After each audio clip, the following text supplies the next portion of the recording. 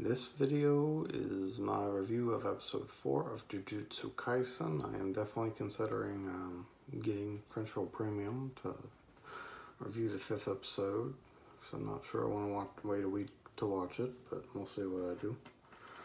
I actually had to watch this episode twice because it's a really good episode, but I didn't have a lot to say. It's very easy to have, when you have criticism, to give it, because then you have to explain the criticism and stuff, and you have a lot more say. When you just like something, there's not a lot to really say other than, hey, I liked this. So this will probably be shorter than my other reviews. It's really late, so I'm kind of fuzzy on what actually happened, even though I did watch it twice, but it'll come back to me as I'm going through the review, I'm sure. Okay, so this was a great episode. I had to watch it twice. We open like immediately on the beginning of their mission into the prison where the cursed placenta was. I can't remember what it's called. Curse womb, that's what it is. They don't explain what the curse womb is. They give no explanation. They do talk about what the curses are, but they don't talk about the curse womb specifically and explain what that is. If that's a phenomenon that happens with every curse, or if it's a special thing, they don't get into that. I do have questions about their evacuation process though, because they evacuated a 500-meter area around it, and apparently said it was a gas leak. So in order to have police cooperation and stuff, that would imply that there is some organization in the government that knows that curses exist, or that all of the government knows curses exist, and that they work with the Jujutsu Tech School the same way the government in Helsing would work with the Helsing organization to fight vampires, because everyone in the government knew that vampires existed. It has to be a similar situation. So I'm very curious about that. What parts of the government know about curses, you know?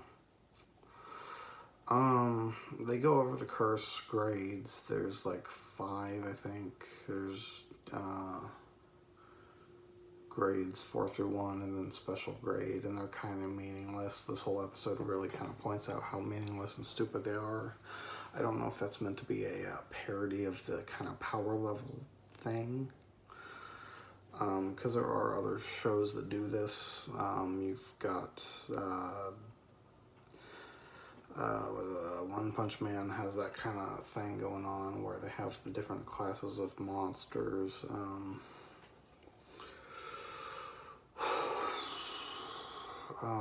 The missions in Naruto, even though it was kind of quickly dropped, would have different letters to signify their importance, whether it be D or D to A, and then S would be like a significant issue. I don't know if it's a parody of that, pointing out that they're stupid and unreliable, because they usually are, but that's how I took it. It occurred to me that I haven't seen Itadori train at all. They just kind of gave him a knife and said, go, and was expect him to fight, so he's had no training, doesn't know how to use his powers, doesn't even know how to fight other than as a normal person. He obviously has special circumstances given his increased physique, but it's not the same thing as knowing how to fight.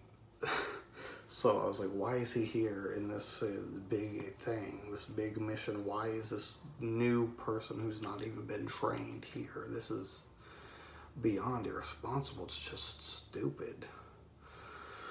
I don't know if that's an intentional thing, but if it's not, I think it's a serious oversight by the mangaka. I think that's bad writing. I know not everyone likes training, but I prefer to see at least an episode of training. You know, we need to feel like our character has grown. We need to see some of what they do to grow, right? Otherwise, it's just bullshit. So then a mother shows up and grieves about her son. He's gonna die. It's obviously there to make us feel emotions, remind us, yes, these are real people and they're going to die to the curses, blah, blah, blah, sad, sad stuff. Itadori thinks he's a badass and he's gonna go in and save everyone. It reminded me of early Attack on Titan when they're building it up like the cadets are gonna go and fight all the Titans on Trost, and you just know it's gonna go poor and it's not gonna go that way at all. Their leader, I don't remember his name, well, the oversight guy, he casts a jujutsu that creates like a veil around him, which was pretty cool. It shows that jujutsu are extremely versatile, and some can be, they're not all based around combat. Some can just be for other stuff. Curses apparently can make pocket dimensions. I don't remember if they were called innate domains or imminent domains or what the fuck they were called, but it's pretty interesting. They, when they reach it, they kind of turn around and realize that their route they just come in through was completely gone. So it's like a ever-shifting pocket dimension situation. That's interesting, although I don't know how I'm gonna like that in the future, as that's very significant power. So I don't know how I feel about it yet. Itadori and Nobara have a little comedy thing going on where the door disappears and they kind of dance around saying, what are we gonna do? That got me to laugh because I wasn't expecting it. I definitely like their dynamic to be comedic at times. It always catches me off guard, but it's different and I do enjoy it. Itadori is way too optimistic, thinking he's just gonna go and fight curses and save people. It's very stupid. There's a gory scene where this man has been ripped in half and there's another man that's been smashed into a little ball. It's a pretty nice scene, very violent. I like that. Itadori was right to want to bring the man to see his mother so that she can understand that her son's dead, but it's not realistic to say, I'm gonna drag him out of here again. It's him thinking he's Billy Badass, gonna do all this shit. It's just not realistic. It's revealed that the guy had then killed a kid, so he was a piece of shit, and he might have deserved what he got. Nobara gets picked off while Fushiguro and Itadori argue. And it kind of throws everything into chaos, which is nice. And then Fushiguro's kind of wondering why his familiar didn't notice that the curse was getting near them, and he sees that it's been smashed into a wall. And I thought that was really brilliant, just showing like, oh shit, something's around them, they haven't even noticed it. It's moving so fast that they can't even react. And then as Itadori and Fushiguro are talking, boom, the curse is right there in between them. I thought that whole sequence was just brilliant and perfect and really handled well. So I love that scene. Fushiguro's completely paralyzed with fear, and Itadori's afraid as well, but he tries to push through the fear, grabs his knife, and he swings to cut the curse, and he just ends up, his knife breaks, his hand gets cut off. Just to show that he is weak, and just as I said, he's not trained even to fight. He doesn't know what he's doing. Not only is he just not strong enough, he doesn't even know what the fuck he's doing. He just swings a knife around randomly. This is a horrible situation for him to be in. He shouldn't be in this situation. This is so irresponsible by the Jujutsu people. I don't understand it.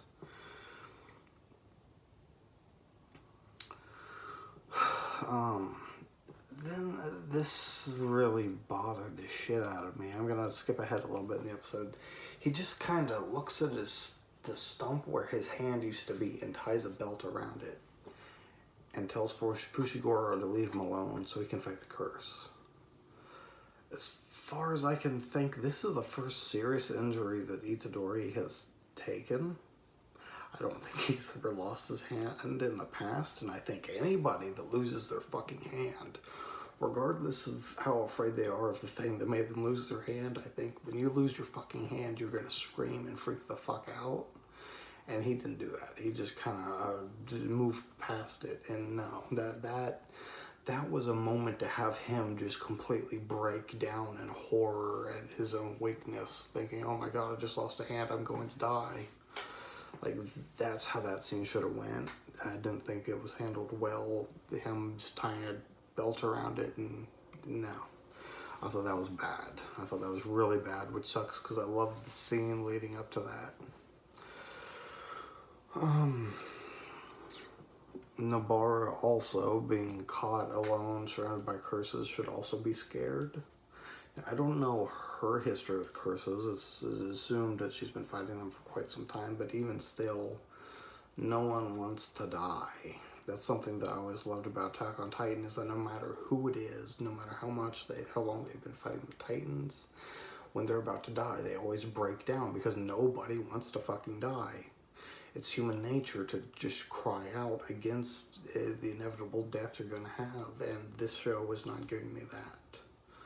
Not the way I want anyways, and not enough of it.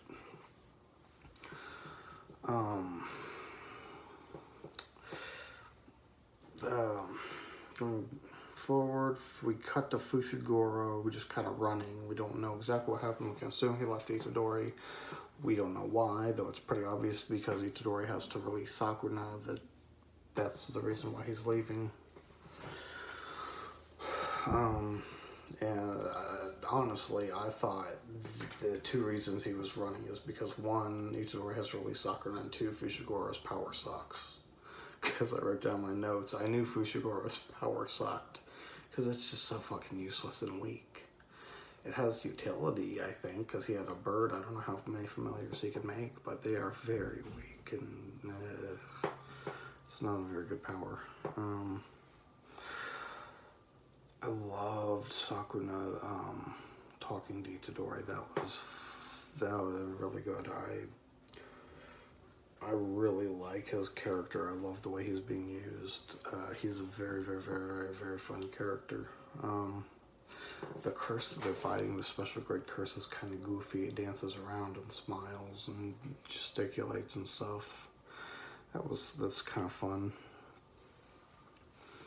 It's obvious Itadori is going to want to let out Sakura, and of course that's what they talk about. Sakura says that as soon as he lets him out, he's going to betray him and try to kill all of his friends. We cut back to Nobara. She's been fighting these weird infant heads, and we don't know what they are or how that fight's going, but she's down to her last nail. No context given for her situation, which I don't think is very good. This whole thing could have been stretched to 2 episodes to really explore her a bit more. I know everybody likes to complain about long fights, but this is not a good alternative in my opinion. The curses are very strange. They seem to get stranger every moment we see them. It's just so different and bizarre and weird.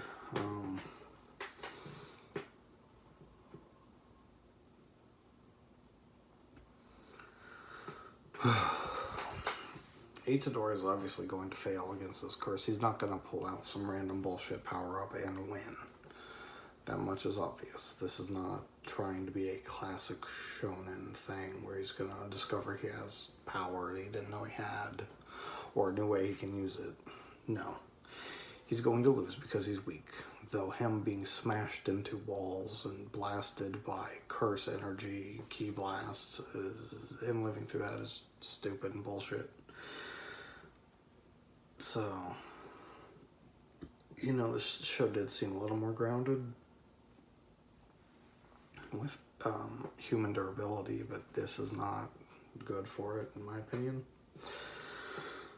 Because he's seemingly a normal person. Yes, he has some extraordinary feats of strength, but being smashed through walls, being smashed through a wall.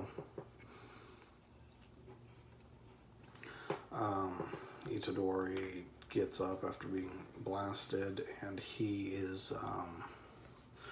tries to put his hand and his stump up to defend against another curse blast from this thing. And it starts just burning away at his flesh, and his flesh is disintegrating, and I thought that was a really wonderful scene. It's very brutal. It shows how desperate he is and how futile what he's doing is. And then the best scene of this scene, the best scene of this episode, something that I really hope we see more of, is Itadori's regret.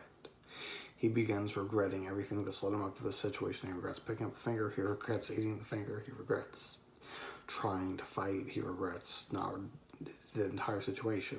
And that's very relatable. I think everyone's been in a situation where they just wish they could take back decisions that have led them to a really shitty situation. They wish they could just change one thing and it would change everything. It's relatable, and I thought that was really well handled. That's a perfect scene, and I love to see stuff like that. He's not a hero, he's a human. He wants to run, he doesn't want to fight, he just wants to live. That's a normal thing as a human. He's not a bullshit hero who's going to sacrifice his life. He just wants to live. He doesn't want any of this shit. And then we cut to Nobara, and she's being picked up by a fucking giant curse. And she's just kind of yelling at it and telling it to fuck off, and it opens its mouth to eat her. It's similar to a scene in Attack on Titan, but again, Nobara isn't really scared. She's just talking shit. And again, this is a scene where a character should be scared for their life, so I don't understand what she's doing. It's very weird. I don't know what it's meant to convey, that she's too badass to cry out for her life or what. It's a very weird scene.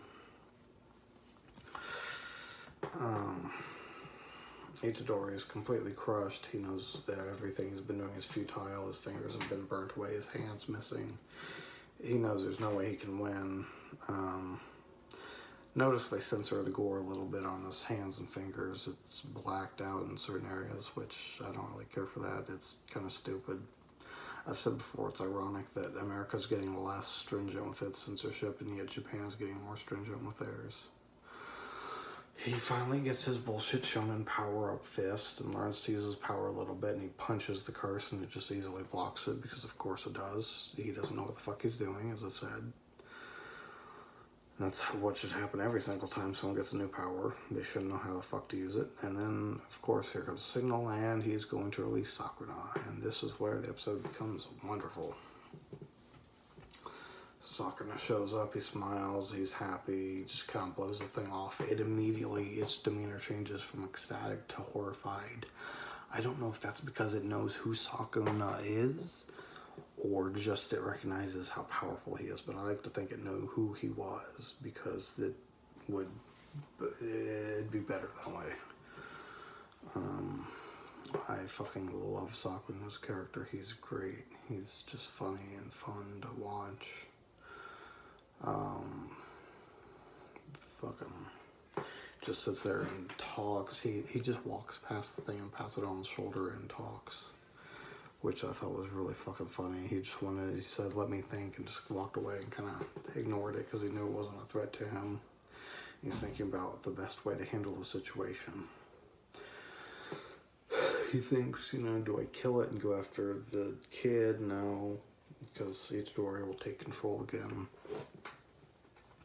So he decides he's going to work with the curse to go and kill Itadori's friends, and then the curse, of course, is a curse. It doesn't want to work with him if it can even understand that concept. So it tries to attack him, and Sakuna, of course, just laughs it off and blocks its attack. He regenerates Itadori's wounds. And he just fucking... Oh, man. I lost my place here. I'm trying to just follow him, betrayal with the curse. Just kill him. Okay, here we go. Yeah, he starts beating the shit out of it. It grabs him and tries to slam him into the ground, and he just rips its arm off while it's in the middle of swinging him. And while he was beating it up, I had to wonder, how much stronger is Gojo than Sakuna? Because this is Sakuna with only 2 fingers, and Gojo was beating Sakuna with 1 finger. It's pretty effortlessly. So Gojo said he could beat Sakuna at full power. That's obviously bullshit. But I am wondering just how powerful Gojo really is compared to him. Sakuna's obviously on a completely different level than this curse. And I love his fucking personality and all his shit talking. He's so much fun. He's definitely my new favorite character. He's just having fun beating the shit out of it. He tears its limbs off. He throws it into a wall and it regenerates its shit and tries to fight him. Fushiguro gets Nobara out, and her and the other guy are leaving, and Fushiguro stays behind because we already know he's gonna die. Apparently he's going to end up having to fight Sakuna. This might be better than what I thought, which is that he was just going to die to a really strong curse. I thought the curse wound would become just a big, powerful curse, and then they would all fight that. Fushiguro would end up dying, but maybe this is better. I don't know yet. I have to see how it's handled. The reason that it might be better is because Itadori's hands will be covered in Fushiguro's blood, right?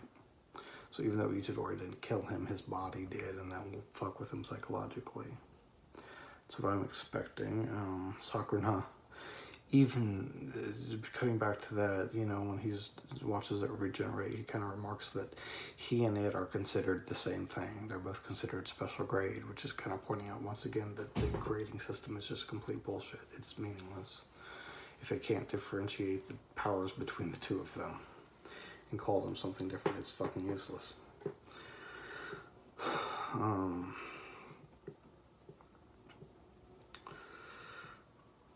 So then he decides to show off some real jujutsu and summons a, what was it called? Domain expansion. And he creates like a temple of his, I guess. It's a really cool scene. It immediately slices the thing into pieces for whatever reason. I think it was just expression of his energy. I don't know. Really cool. I love Sakuna. He's just so fun.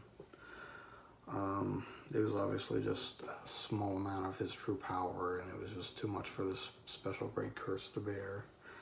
And it had a finger in it, surprisingly. So I wonder, just for a curse to be special grade, do they all need a finger of